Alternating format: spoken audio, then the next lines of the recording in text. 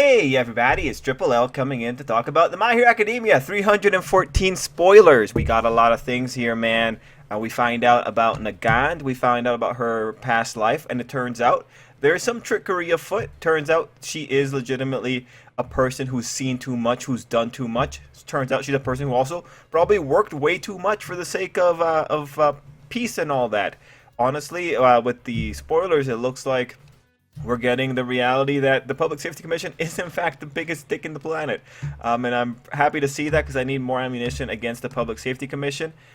So yeah, we're going to walk through the spoilers and we're going to talk about it. And believe me, there's a lot of spots here in the spoilers that are just like, I'm about to have an aneurysm. And it's going to make for some fun content. We're going to get into it. Now, I've only read them through once. So my reactions here are still going to be very unrestrained, so let's just get into it. The first step of this, I'm going to read Atsushi's spoiler summary here, and of course take this with a grain of salt because sometimes the spoiler summaries don't accurately capture what's going on, and in this case they don't really capture the insanity that's occurring in real time. So, title: The Lovely Lady Nagant.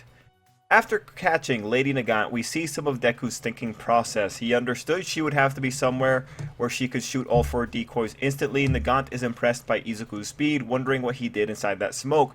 So that critical thing here is that we're not getting a flashback to the third user's quirk, which I thought was very likely. I thought it was likely that we'd get the flashback, but instead we get someone being like, whoa, you did something weird. So they're pointing at the quirk, but they're not really talking about it. Honestly, I don't necessarily need the thing that Izuku triangulated Lady Nagant's position on that one. Honestly, you could have just left it alone, just say it was Danger Sense guiding him, but I can't complain about the author giving little details. But for this one, in the grand scheme of things, I don't think I would have questioned it, because I don't recall questioning it in the last chapter. I would have just thought Izuku just figured it. Yeah, you know what? Appreciate it. At the end of the day, more detail is good detail. Anyway, next paragraph. He starts asking about All for One, but Lady Nagant fights back, saying that she hasn't lost yet, and the Public Safety Commission trained her well. She releases her elbow rifle and hits Izuku with its impact, but he dodges the shot that comes right after it. Alright, I'm gonna have an aneurysm on this one. Because that paragraph does not in any which way capture the insanity of this situation. Because what actually happens from the picture that I am seeing, and I'm not going to show it because copyright. From the picture I am seeing, this was ridiculously stupid. This man, after only grabbing on to this woman's arm, is like, "Where's All for One?" And it's like, guy, you've done nothing. Nothing of value has occurred. Quite literally, when Izuku's like, "Where's All for One?" he is upside down, holding on to this woman's arm.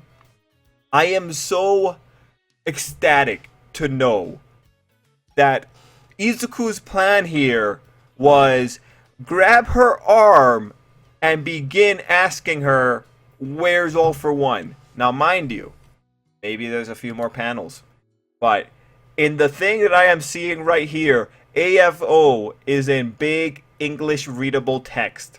And given what the summary is saying, I can only imagine this is referring to he starts asking about All for One. No matter how you look at this from the spoilers, the sequence of events here is ridiculously stupid. Because Izuku is ridiculously stupid. I have no idea in what world he thought grabbing her arm gave him the leeway to ask, "Where's All for One?"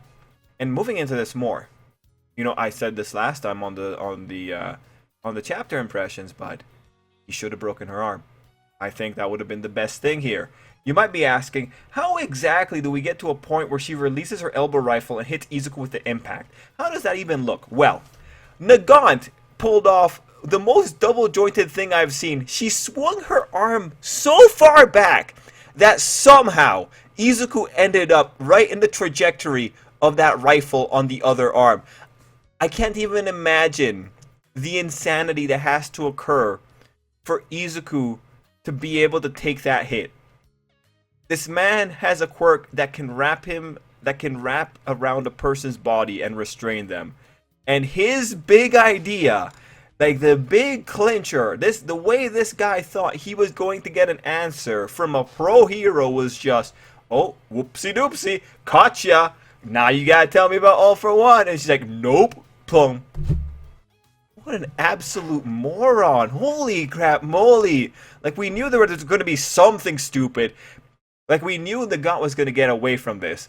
But this is not, like, by far. Like, all she did was a simple swing, and she made use of Newtonian physics. That's all that happened here. A swing back, momentum, bam. Oh, God. Okay, suffice to say, though, that was highly entertaining. Even though I think that was very stupid on Izuku's part, it was very funny. And I did enjoy the reaction it got out of me. Like, very appreciated. 10 out of 10.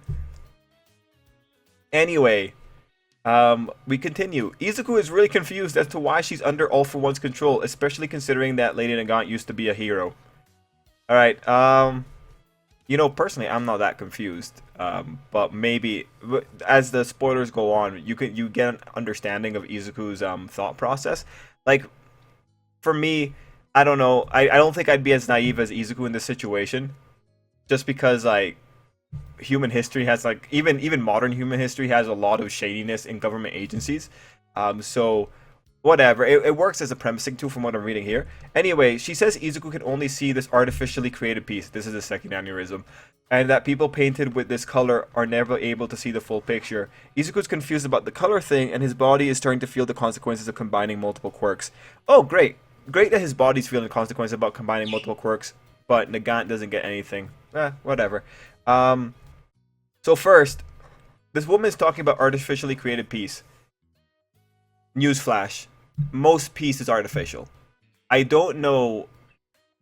Like, look, I don't care. Legitimately, I don't care about her making a point about artificial peace. Listen, peace is hard. Peace is difficult. Peace is something that is an ideal to strive for. It doesn't take that many people to ruin peace. It really only takes 10% and peace is ruined. Like, the case in point, it only takes All for One to screw things up. It only takes Muscular to decide he wants to go and wreck stuff. That's all it takes to break peace. Yes, peace is artificial. Wow. What an idea. Like, the point here is that Nagant is using the nature of peace being artificial, being something that people actively strive for, to somehow bring down peace. Like, no. The things that you strive for and the things that you work hard for are the things that are worthwhile. This is true for most aspects of life for most people. And then she goes into the whole thing about color. Now, the thing about color from the spoilers here, I think that is reasonable. People who aren't aware of what it takes to maintain that peace aren't able to see the full picture. That is a good point. But the artificial nature of peace should not in any way discount it. It's an observation about as profound as water is wet. The chapter itself is more about, like, elucidating this. So aside from the artificialness argument, I think everything else is solid. Nagant shoots another one of those radio bullets and starts talking to him about how she killed too many people to maintain this false society going until she got tired of it all. So pretty much this makes sense, right? This makes sense with Hawks' rhetoric. He wants heroes to be able to take it easy. And for like Hawks' perspective, it's probably a situation where Nagant wouldn't have been in this situation if society was more peaceful in general. Like, if there weren't more negative elements. Hawks wants a more peaceful society because that way the heroes don't get burnt out the way Nagant did, and most likely don't have to do the things that Nagant had to do here. But then she talks about how she had to kill too many to maintain this false society, and that's an extension of the artificial nature of peace. I don't care. I don't care about what you think is a false society. It's the society that you were working towards. Like, wow. Who would have thought that in a peaceful society there would be undercurrents that are trying to break it? Who would have thought that that's the reality of the situation? Sorry, not everyone in the world is a saint. Wow, who would have thought? This is why, like, psych evals are probably really important for this kind of situation. Don't mind you. Like, when you go into what's going on in this chapter, I really wonder if this is what heroes are doing. where that I really wonder what does this what does like the actual secret forces or special forces of a country look like if this is what you have heroes doing. Like heroes are public servants. They're not people in the military. I'm really curious about who exactly is in the special forces for these countries, because Nagant should not have been doing the things she was doing here. Anyway, another point to note about this paragraph is that Izuku is now far away enough that this woman could shoot her radio bullets to talk to him. Think about that for a second. Anyway, she was giving secret orders from the commission, like to eradicate those involved in a terrorist attack before it happened. And again, flashback start. She started her career at the time vigilantes started being perceived as heroes and were receiving the people's approval. I don't know about that. I don't know about that timeline because that's strange to me. I felt like the heroes were. That's strange to me because like that says a lot about the time period. Like what time period is that exactly? Because was Nana a vigilante? Because Nana was active when All Might was a teenager. So I don't know about that line there. I think that might be that's a weird line. Because that says that she's really old. But okay, like even if this is true, it's like this is important. Keep this in mind. Vigilantes. Vigilantes are a really important part to how we got into the current system. Anyway, she was a gear of this forming system, working in broad daylight and behind the curtains to guarantee that things would go the right way. We then see her killing those terrorists while they cry, saying they didn't even do anything yet, and they were just following orders. Nagant repeats to herself over and over that she was just obeying orders that was for a greater good. Okay, again, this is why it's extremely suspect that you have public servants or vigilantes or people who are just vigilantes, civilians, doing this. Like, from what we've seen in the provisional license exam, I don't see anything that says that heroes are ready to handle with severe psychological ramifications of actually being in almost war zones. But for this first bit, let's like just narrow it down here. I think preventive actions against terrorists, I don't think that's a bad thing to preempt them. Like at the end of the day, if someone actually took down Gigantomachia, like him, and also like twice, right? If they took him down, destruction would not have occurred, right? But at the same time, Gigantomachia is a walking weapon of mass destruction. He warrants a higher level of escalation. Also, he has limited mental capacity, and he's beholden to a terrible person.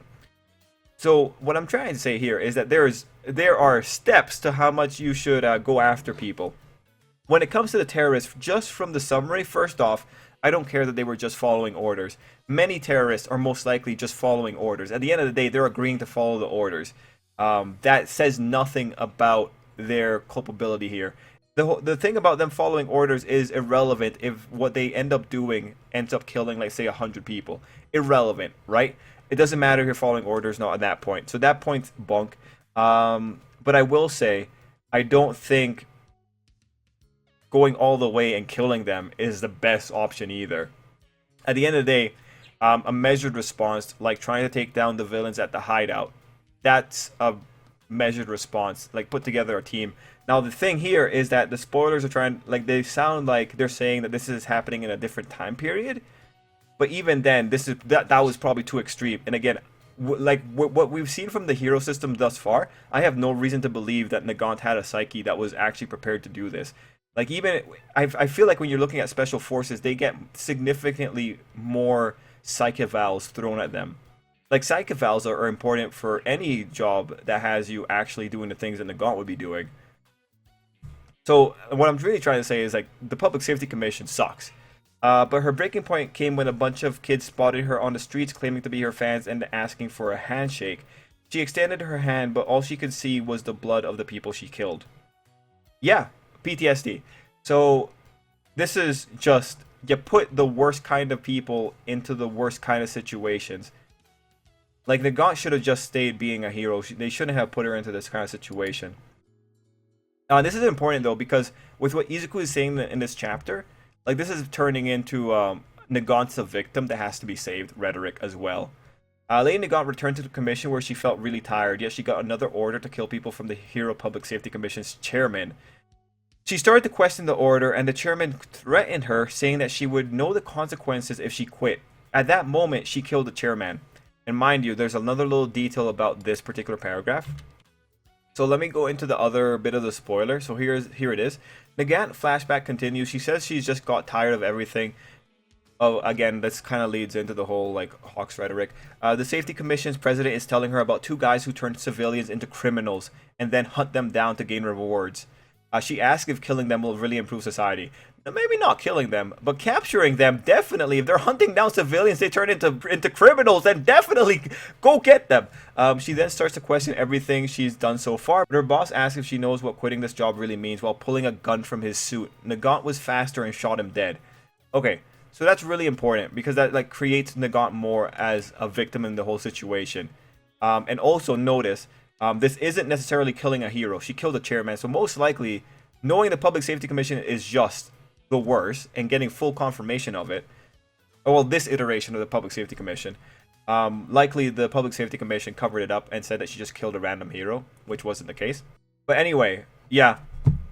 Wait to make me feel for Nagant. Mind you, Nagant still is questionable because of the things she's saying here, but what created her, this is the Public Safety Commission's fault. Like most things in Hero Academia, it's the Public Safety Commission's fault. Like Gigantomachia, Public Safety Commission fault. They should have made a better plan.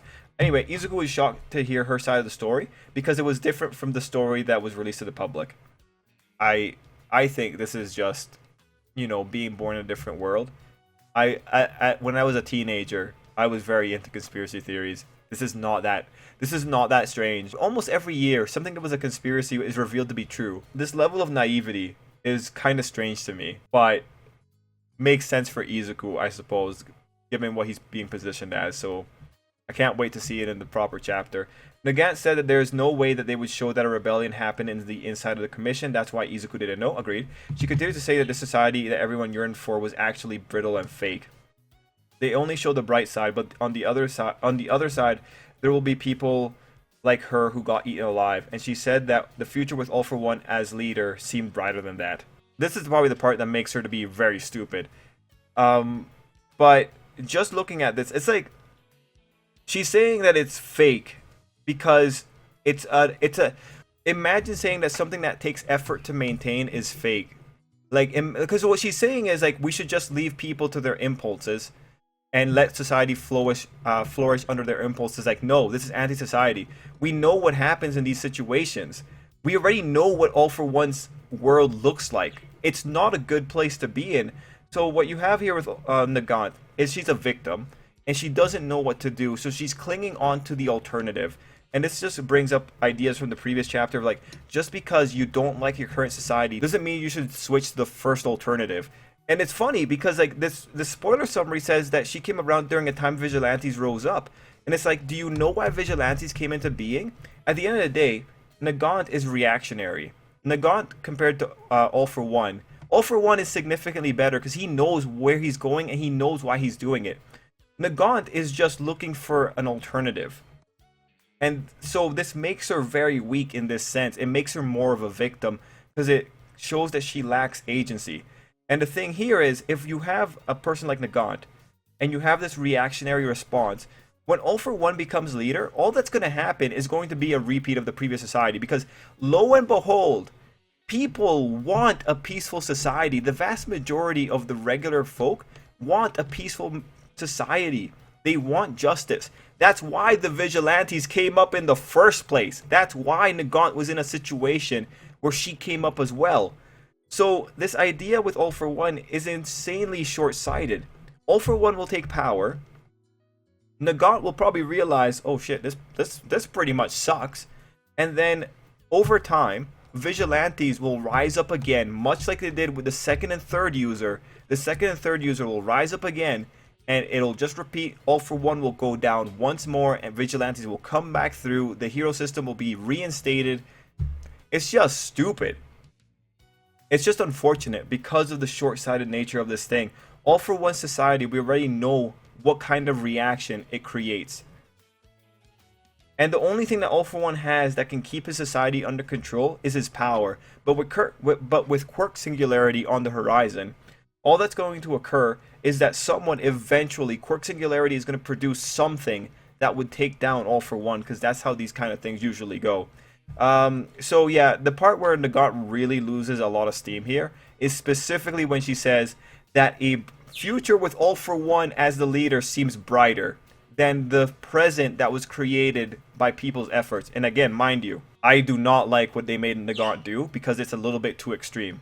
Actually, it's extremely extreme. But the conclusion that she's drawing here about society being brittle and fake, welcome to the real world. The things worth having, you can't just do stuff and expect that it's going to run by itself for like the next millennia. Everything that's worth having, it's every day you make little efforts to maintain what you have. But on the flip side, it sucks for her because she was overworked. Although that is very reflective of Japanese culture. Anyway, Izuku says he didn't know about all that, but he started to understand that the world is mostly gray and not black and white, thank God. That is why they have to reach out hands to those people who are the victims of society. Now, this is really important too, because Izuku is acknowledging her as a victim. This girl's going to get saved, especially with that flashback. This girl's getting saved. Don't know if it'll happen in this arc. It might happen at the end. Nagant argued that Izuku is just another result of a fake education. No, like that's like Nagant's too far compromised. Again, having people striving for ideals is not a bad thing. Like Nagant's just disillusioned. Nagant noticed that Izuku could predict her movement and started to get the upper hand, so she aimed her gun at Overhaul, who's standing on the edge of a building while still whining about meeting his Oyaji. To break Izuku's focus, Izuku was surprised, but he recognized him and called his name Shizaki. End of chapter. Okay, for that one, I have to talk about also the images that accompanied it. Because, like, in the images, All For One, for some... Oh, sorry, not All For One. Shizaki, for someone, found his way to the side of a building and is shouting out into the skies, "Old man! Boss!" And it's like, what controls this man's behavior? What made him think, oh, let me go to the side of the building and just roar, "Boss! Dad!" It's stupid! What is this? Man, this is just a series of really stupid events, like out of context, right? And it's just like, no, honestly, this man was inert earlier, sitting in the rain, just mumbling to himself. What inspired him to take to the heavens and shout? That's my question. What is this insanity that I'm seeing in front of me? Mind you, I think the proper chapter will be nicer. I hope you guys have enjoyed my reactions here. But now I really do feel, and especially with Nagant like kind of sweating here, Nagant's gonna shoot Shizaki. Now, call me crazy, but if Shizaki got shot, I don't think I would care.